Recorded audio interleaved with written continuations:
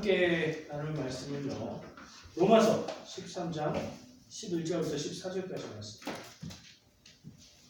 어디라고요? 로마서 몇 장이요?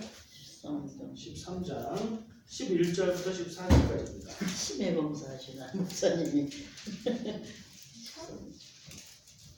이렇게 금방 잊어버리거든요. 어디요? 로마서 13장 11절부터 14절까지. 로마서 13장의 뒤쪽 마지막 절까지예요. 성경에 보통은 거기 소제목들이 달려있는데 구원의 때가 가까워졌다, 이런 제목이 제 성경에 있습니다. 구원의 때에 대한 이야기를 하는 거인가 봐요. 로마서니까 누가 쓴 글이죠? 그렇죠. 예. 로마 교회를 향해서, 로마가 쓴 편지 아니고 로마 교회를 향해서 바울이 쓴 편지. 그러니까 이 얘기는 지금 바울이 하고 있는 얘기다, 이렇게 생각하고 읽으시면 돼요. 4절입니다. 저랑 한 절씩 교독으로 읽도록 하겠습니다. 또한 너희가 이 시기를 알거니와 자다가 깰 때가 벌써 되었으니 이는 이제 우리의 구원이 처음 믿을 때보다 가까웠습니다. 밤이 깊고 낮이 가까웠으니 그러므로 우리가 어둠의 일을 벗고 빛의 갑옷을 입자. 낮에와 같이 단정히 행하고 방탕하거나 술 취하지 말며 음란하거나 호색하지 말며 다투거나 시기하지 말고 오직 주 예수 그리스도로 옷 입고 정의를 위하여 미신의 일을 원하지 말라. 아멘. 예, 말씀이 저한테는 조금 완전히 알고 이러는 게 아니라 익숙해요. 그냥 이런 표현들이. 여러분들도 아마 그러시리라고 생각해요. 예수님이 오실 때가 됐다는 얘기구나. 그러니까 뭔가 조금 잘 하자는 얘기구나 생각할 수 있죠. 로마서는 바울이 쓴 편지라고 했죠. 로마 교회에 보냈다고 했죠. 그러니까 쓴 사람은 바울이면 받아서 읽는 사람 대상은 누구겠어요? 로마 교회 성도죠. 그러니까 성도들이 이 얘기를 읽는 거예요. 우리랑 똑같이. 시대가 다를 뿐이죠. 그 사람들은 이 말씀을 어떻게 받아들였을까? 우리한테는 이 말씀이 어떤 의미로 다가오는가? 그런 생각을 가지시면 좋겠어요. 혹시 여기 계신 분들 중에 고향이, 한국에서 태어나신 고향이 난 충청도다, 이런 분 계십니까? 네. 조가사님은 충청도 어디이세요? 당진. 그러면 조금 아실 수도 있어요. 당진은 멀지 않아요. 제가 하나 재밌는 게 있어서 갖고 온 게 있는데, 제 고향, 저도 충청도가 고향이고요. 고향은 홍성이에요. 홍성. 아시는 분은 아시고 모르는 분은 모르는 그런 곳인데, 대하 춥지 않은 데라고 그러면 좀 아시더라고요. 그 근처에서 쓰는 사투리예요. 충청도 사투리가 있나? 그냥 말투가 있지 않나? 아니면 사투리가 있어요. 다른 단어를 쓰는 말이 있어요. 호랑 뭔지 아세요? 호랑. 갑자기 호랑 말고 이런 거 말고 호랑이라고 쓰는 말이 있어요. 비슷한 말이에요. 표준어하고. 근데 글자 수가 달라요. 우리가 입는 옷에 있어요. 입는 옷에 바지에도 2개가 있고 위 옷에도 있는 경우가 있고, 호주머니를 가리키는 충청도 사투리예요. 호랑이다 늘. 왜 이러죠? 주머니? 네, 거의 뭐 퀴즈인데요. 어렵네요. 이건 들어보셨어요? 개가 났나? 이런 말. 개가? 네, 개가 났나? 좀 들어본 것 같은데. 들어는 이거 흔치 않아요. 이거 사실 다른 지역 사람들은 잘 모를 거예요. 개가 났다. 안 난다는 건 뭐가 아니라는 얘기죠. 네, 뭔가 좋지 않고 조금 부족하고 모자라고 형편없다, 이런 거 얘기할 때 개가 났나? 이렇게 말해요. 요건 아실려나? 요건 진짜 어려우실 것 같은데, 탑세기 아세요? 탑세기? 조건사님, 당진하고 많이 다르죠? 탑세기. 요 지금 얘기하는 사투리들은 때리는 거야? 서산, 홍성, 그 해안가, 그 당진까지 안 가고 그 근처에서 많이 쓰는 사투리예요. 탑세기는 먼지를 얘기하는 충청도 사투리라고 그래요. 오늘 얘기하고 싶은 게, 이 사투리가 갑자기 왜 나왔냐면 어떤 다른 단어가 생각이 나서 그래요. 시절 아시죠? 시절이 하 수상하여 울동말동 하더라. 때를. 뭐 이런 시가 있죠. 표준어에서는 지금 권사님 얘기하신 대로 때. 계절 혹은 어떤 때 아니면 일정한 기간을 나타내는 말로 써요. 그래서 영어로 표현하면 season, 계절. 시절 그러면 계절과 같은 뜻이고요. 또 뭐 차일드 후드처럼 그런 후드 같은 표현, 뭐 어떤 그런 때를 가리키는 말이에요. 나의 어린 시절 이렇게 표준어에서는 그런데 충청도 사투리에서는 형용사로 씁니다. 들어보셨어요? 어떻게 쓰냐면요. 억양이 달라요. 이 표준어하고는. 에이 시절 이렇게. 누군가를 보면서 에이 시절 이렇게 표현해요. 느낌이 어때요? 누군가를 향해서 평가하는 말인데 에이 이런 거예요. 비슷한 어디 지역인지 모르겠는데 경상도 쪽인가? 반피 뭐 이런 말하고 비슷한 거예요. 바보, 모자라고 멍청한 사람을 가리켜서 시절 그래요. 강조 비교급은 물시절 뭐 이런 말을 써요. 저희 어머니가 많이 쓰던 말이에요. 물시절? 제가 학교 다니면서 고향을 떠나서 이런 사투리들을 별로 못 들었어요. 어렸을 때는 들었죠. 오늘 찾으면서 굉장히 혼자 반갑더라고요. 근데 시절이 왜 바보란 뜻일까요? 왜 모자란 사람을 가리키는 말일까요? 검색해봐도 그건 안 나오더라고요. 말에는 다 이유가 있잖아요. 근거가 있잖아요. 근데 저 혼자 상상해봤어요. 검색이 안 나오길래 시절. 근데 시절은 표준어가 단어가 있잖아요. 관계가 있지 않나. 계절이라는 뜻으로 생각했을 때 어떤 사람이 지금 겨울이죠. 오늘 아침까지 되게 추웠죠. 그러면 반팔에 반바지 입고 돌아다닌다고 생각해보세요. 쟤 계절을 모르네. 이런 표현을 할 수 있겠죠. 그러면 아 시절을 모르네. 에이 시절도 모르는 놈. 뭐 이런 표현이 될 수 있을 것 같아요. 거기에서 뒤에 모른다가 떨어지면서 그냥 시절 이게 형용사 혹은 명사로 사투리를 쓰이게 된 게 아닌가. 저 혼자 그냥 짐작해봐요.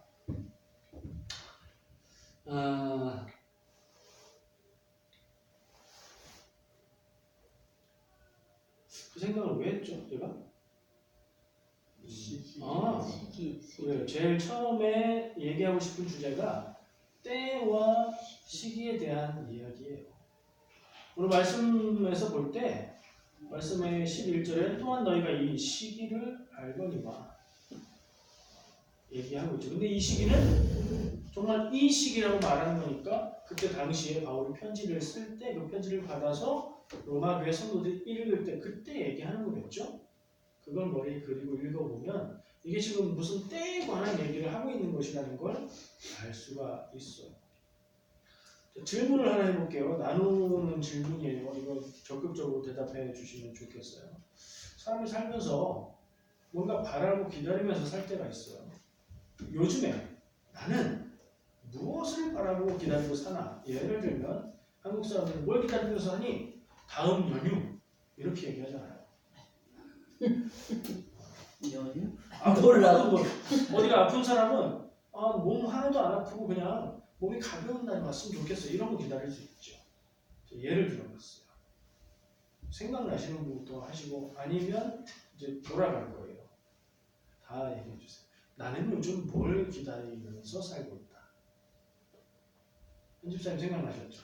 아유, 사실 하나님 믿는 사람으로서 이런 말씀 드리면 고맙지만 로또를 사서 네. 뭔가 이렇게 돈을 많이 이렇게 들어와서 네. 보고 싶다는 평소에 또 구입하고 계세요? 아유, 여기서 1년에 한두 번 정도 1년에 한두 번. 네. 그걸 만약에 사시면 예. 그 발표하는 날을 손꼽아 기다리겠죠? 그리고 얘기하신 대로 그게 당첨이 됐으면 예. 하는 마음이겠죠. 그렇겠네요. 근데 1년에 한두 번인데 요즘에 그걸 기다리세요? 1년에 한두 번 하는 걸 사셨어요? 혹시? 가끔 이제 그게 생각이 나셨군요. 예. 감사합니다.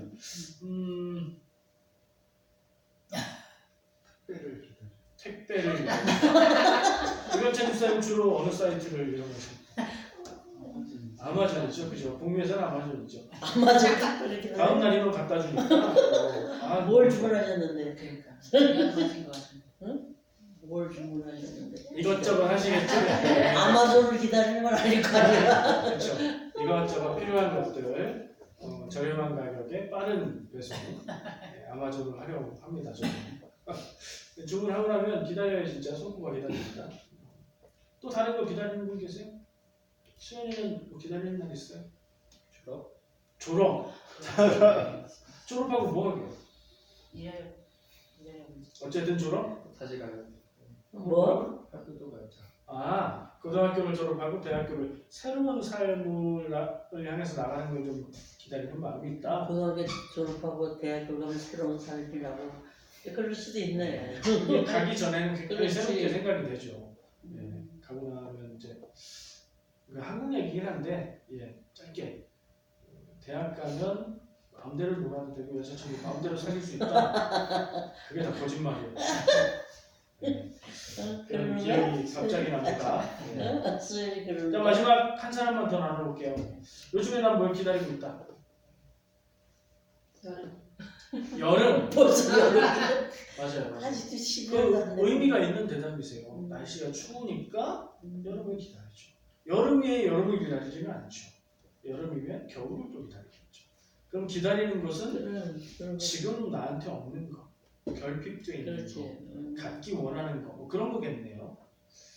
자, 오늘 그러면 이 로마서의 말씀은 어떤 때에 대해서 얘기하는 거고, 뭐 읽어보면 알겠지만 이때는 예수님이 다시 오시는 재림의 때, 예수님이 다시 오시는 재림의 때는 곧 심판의 때, 우리가 살고 있는 이 세상 마지막 날, 어떤 사람에게는 구원이 되는 때고 어떤 사람에게는 망하는 날이 되는 그런 때, 그런 때에 대해서 얘기하는데 우리는 무엇을 기다리고 있을까요? 솔직한 얘기들을 나눠봤는데 저는 뭐 예로 생각해 보는 것들이 뭔가 머리 아프고 골치 아픈 문제가 있으면 이거 싹 해결되는 그런 날을 기다릴 수 있겠다 싶고요.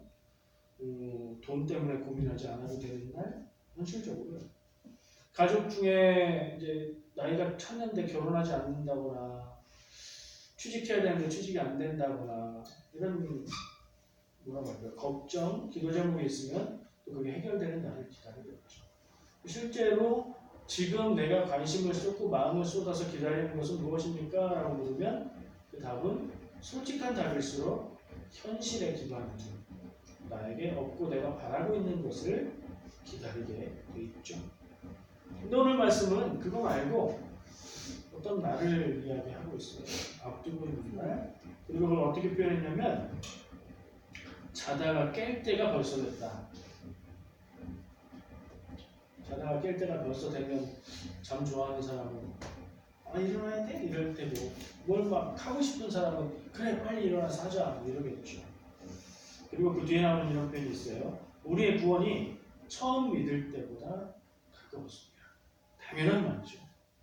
처음 믿었어요. 믿으면 구원 받아요. 구원 받는데 구원의 완성을 이루는 건 주님 오시는 날이니까 그 날이 처음 믿은 날보다 하루하루 지날수록 시간이 1초 1초 갈수록 가까워오죠. 당연하죠. 근데 그게 언제까지? 지금까지. 이분들 다 돌아가시고 우리도 평생 기다리고 있고 그죠? 언제 오실지 모르지만 기다리고 있는데 계속 기다리고 있는 그 날을 이야기해요. 또 어떻게 표현하냐면 12절에 밤이 깊고 낮이 가까웠으니 우리가 어둠의 일을 벗고 빛의 갑옷을 입자. 옷에 대한 이야기를 하고 있어요. 시간에 대한 이야기에서 옷에 대한 이야기로 연결을 하는데 마치 저는 상상을 해봤어요. 지금 밤이 깊고 낮이 가까웠다는 표현 때문에 생각을 해보는데 우리가 밤에 입는 옷이 있고 낮에 입는 옷이 있죠. 어떤 사람은 그게 같은 사람도 있어요. 외출복과 잠옷이 같은 사람도 있긴 하지만 어쨌든 잠잘 때 입는 옷하고 외출할 때 입는 옷은 다르죠. 그런 생각을 해보면 때에 맞게 옷을 입는 것이 필요하다 하고 생각이 연결이 되고 그런 다음에 어둠의 일을 벗고 빛의 갑옷을 입자. 이제 밤이 지나고 아침이 된다. 그런 상징적인 표현을 써서 아침이 우리가 기다리는 때가 곧 오니까 우리는 그때에 어울리는 옷을 입자 하는 얘기를 하고 있어요. 옷을 입는다는 게 무슨 말일까요? 성경에 옷 입는다는 표현이 많이 나와요. 특히 바울이 그 표현을 자주 써요. 예수 그리스도로 옷 입는다, 믿음으로 옷 입는다, 전신갑주를 입는다 이런 표현들을 많이 써요. 그 상징을 가만히 생각해 보면 사람은 그대로죠. 사람이 옷을 바꿔 입으면 겉으로 보기에 그 사람이 달라 보이죠. 그리고 다른 역할에 맞는 옷을 입고 다른 때에 맞는 옷을 입는 거죠. 그래서 그것이 상징하는 바는 우리 인간이 연약하고 죄 많은 그런 상태가 본질적으로 변하는 건 아니지만 우리가 마치 옷을 입어서 다른 모습이 되는 것처럼 예수님의 모습을 옷 입고 믿음의 옷 입고 전신갑주를 입어서 우리가 사는 모습이 그렇게 달라질 수 있다. 그 겉으로 드러나 보이는 삶의 모습의 변화를 이야기하는 상징이라고 생각해요.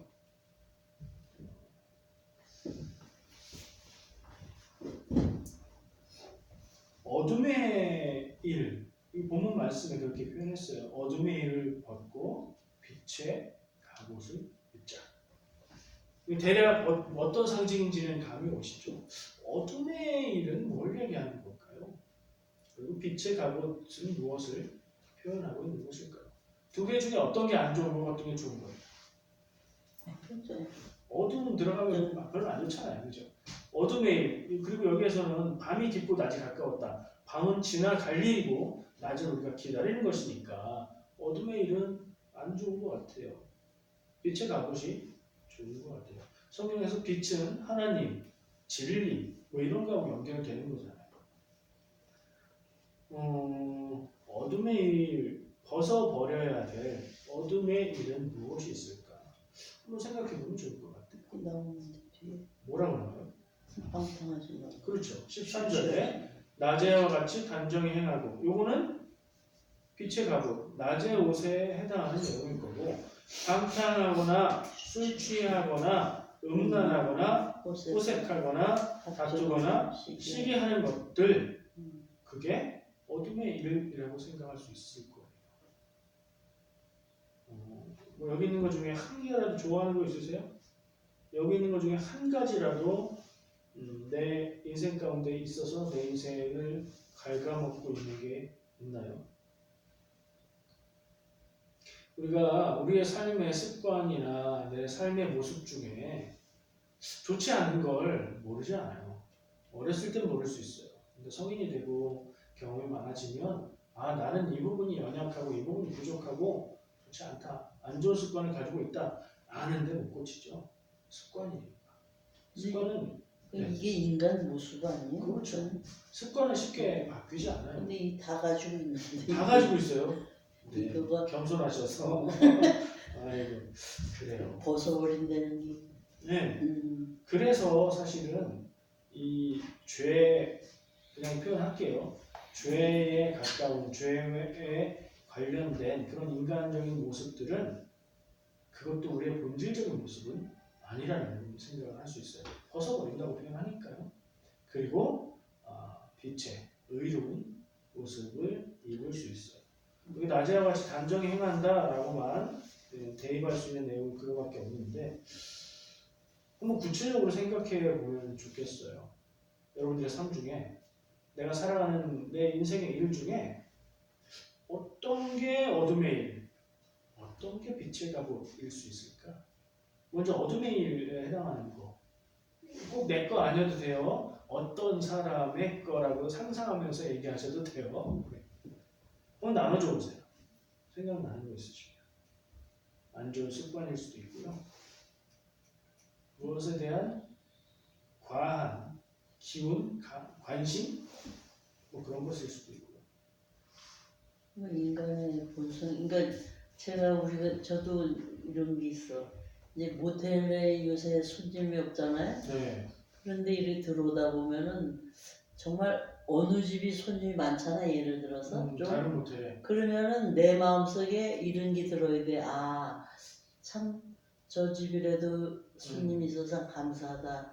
이렇게 들어야 되는데 인간 그런 게 드는 게 아니라 왜 뭐 때문에 우리 집은 이럴까? 예를 들어서 이런 생각이 먼저 든다고. 예. 그럴 때 빛을 입으려는 거를 입는데도 이 마음 속에는 자꾸 저런 거가 들을 때가 있다고. 그러니까 누가 뭐를 하는 것도 마찬가지인 것 같아요, 목사님. 근데 네. 그게 하나님을 알면서도 내 안에 일어나는 그 욕심과 나 가지고 있는 그거가 먼저 이렇게 해주면 아 이건 아닌데. 그래서 어느 날은 그러지.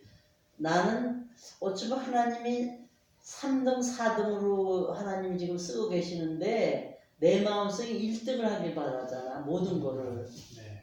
그죠? 근데 하나님이 보기에는 기준이 내가 선택을 했을 때 너는 5등, 6등으로 이 세상을 살 수도 있는 거를 그분은 평가가 아니잖아. 5등도 될 수도 있고. 근데 우리 속에는 뭐냐면 나는 준비를 별로 안 한 거야. 예를 들어서 1등을 갈 수 있는 준비는 결국은 하진 않았으면서도 그것을 봤을 때는 어쩌면은 내 속에는 그거에 그리고 어떤 적에 그런 기도하잖아. 하나님, 내 우리가 뭘 잘못해서 이래요. 이럴 때 있잖아. 그래서 그럴 때는 참 이게 하나님 앞에 가지고 있는 건 사람인데 또 이런 생각이 계속 반복되면서 든다면은 네.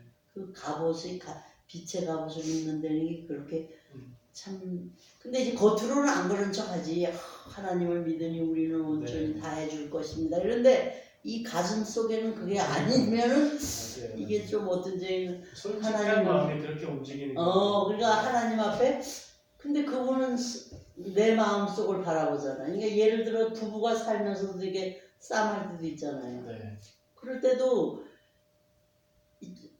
이제 장로님하고도 이제 싫은 소리 할 때도 보면은 그런 게 내 마음속에 들어. 근데 겉으로는 내가 하나님을 믿으면서 아 이거는 이렇게 하면 안 되지 그러고 있는데 이 속에서는 아이고 꼴보기 싫어서 지금 근데 저 모양일까 막 이런 게 일어나는 갈등. 네. 그래서 이거를 내가 보니까 내 입으로는 안 되는 것 같아요, 목사님. 그 말씀을 들으니까 우리가 다 공감할 텐데 우리 안에 어둠의 죄성 일도 있고 없지 왜 이렇게 않고, 욕심이 많아요? 그리고 빛의 갑옷의 모습도 없지 않아요. 우리가 아니까. 그리고 근데 그럴 때 항상 이것만 하는 건 아니잖아요. 이것도 하잖아요.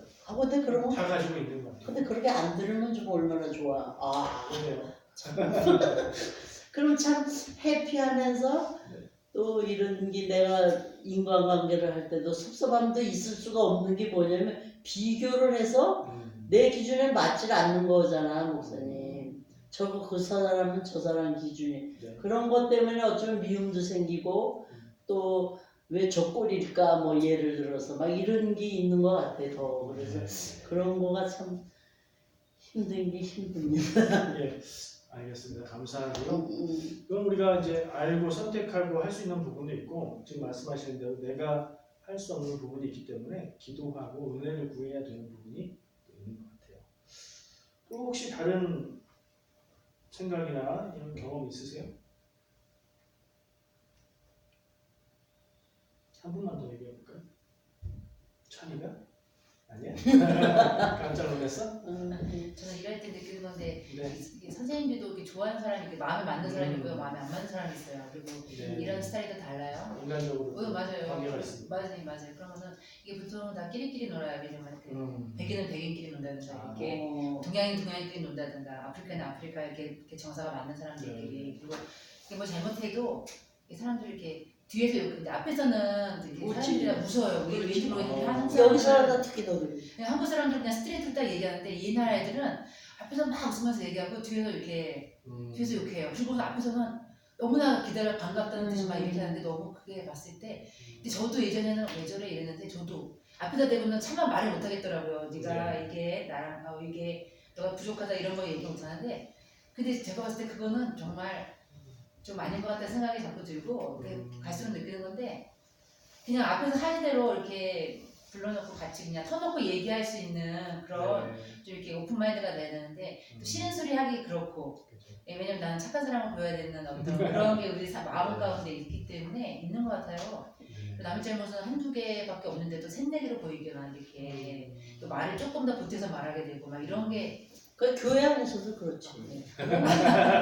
교회 안에서는 도함이 하나님을 입었기 때문에 더 이거는 행동이고 뭐고 속으로는 그냥 원희가 뭐라 그러지? 엄마 왜 그래 교회에서 하는 짓 하고 집에서 하는 짓 하고 이랬다니까. 그게 왜 그러냐면 지금 비디오 찍히고 있어서 큰일 났네. 아니 그게 왜 그러냐면 이 겉으로 교회 와서도 더 그게 이 속까지 다 내놓을 수 있는 게 더 없어. 그렇죠. 그거 내보내지 마 목사님. 그렇기도 하고 또 또 집에서 하고 교회에서 하고 똑같은 그것도 좀 곤란한 것 같아요. 아니 똑같아 곤란한데 우리가 그러니까 이 인간이라는 게 참 그러니까 내가 보니까 네, 참 그렇습니다. 이상한 예, 이상한 현지사님은 존재들이 제가 들어보니까 사람 사이의 관계에서 우리가 생각하고 말하는 그런 이상적인 모습하고 다른 속물적인 모습이 내가 있어요. 발견할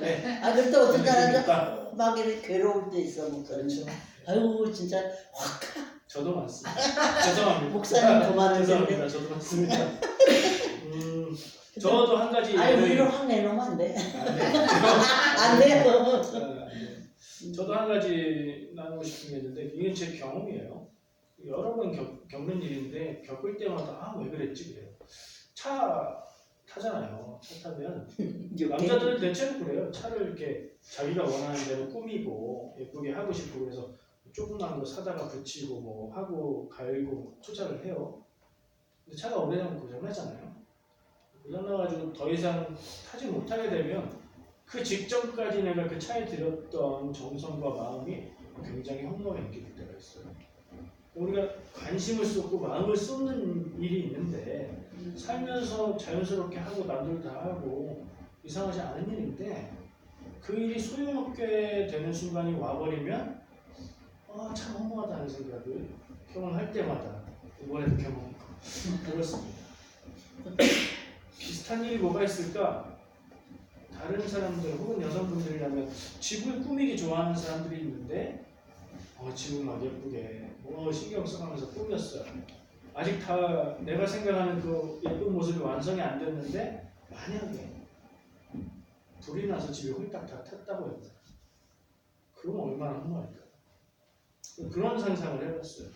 오늘 말씀하고 연결해서 생각해 볼 때 우리가 세상 살 때는 세상의 일들에 우리가 겪고 있는 일들에 마음을 쏟고 그것 때문에 울고 웃고 막 그렇게 사는데 정말 그때가 돼서 주님이 오셔서 주님의 심판대 앞에 서서 심판받고 그런 때가 되면 우리가 살아온 모습이 조금 전까지 살던 모습이 어떨까 하는 그런 생각이 들더라고요.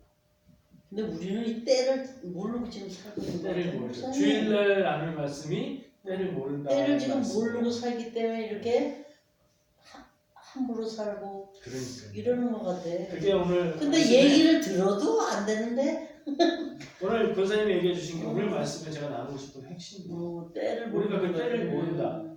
근데 오늘 이 말씀에서 이야기하고 있는 것은 어떻게 하자는 것인가? 우리는 그 때를 기억하면서 어떻게 해야 될까? 그 얘기를 하고 싶은 거예요. 우리의 구원이 가까워졌다는 표현이 있었죠. 본문에. 그 얘기는 예수님이 다시 오시는 날 마지막 날 종말의 때 심판의 때가 가까이 왔는데 언제?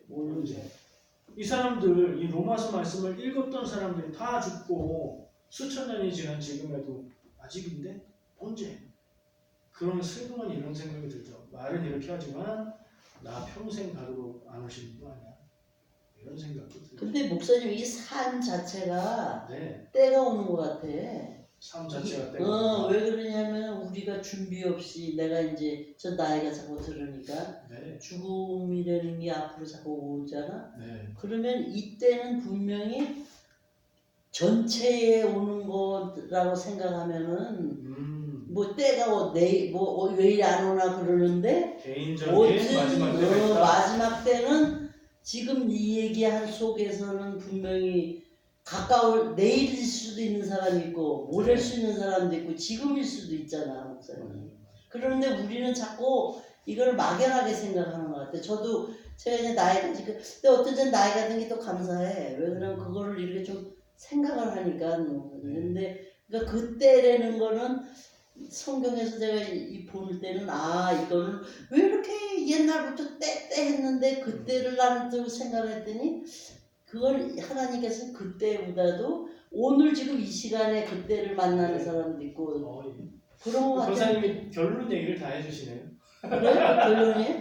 아니 그러니까 그거 같아. 그러니까 저도 그러니까 준비를 지금 안 하면은 그때는 하나님 시간은 우리가 계산하는 시간이 아니잖아요. 예, 예. 근데 그 준비를 우리가 때를 지금 나도 죽음을 막연하게 생각하는데 죽을 것 같진 않잖아. 예를 들어서 그렇죠. 맨날 수술하고 반드시 죽게 돼 있는데 어. 그런데도 근데 그때는 이게 막연한 게 아닌 것 같으니까. 자 지금 우리 권사님이 몇 가지 말들을 하셨는데 주의깊게 생각해 보시면 권사님이 2번 반복하신 말이 있고요. 핵심 단어라고 생각해요. 그리고 제가 나누고 싶은 말이 뭘까요? 무슨 얘기 하셨죠? 나이가 들고 죽고 그러니까 심판한 때가 있고 그 때를 어떻게 한다는 얘기를 한 2번 하셨어요. 준비 얘기를 하셨어요. 준비. 그러니까 앞으로 어떤 때가 있고 그것이 나에게 가까이 닥쳐온다는 생각을 하면 이게 정확하게 언제인지는 몰라도 그때를 준비하며 사는 게 맞죠.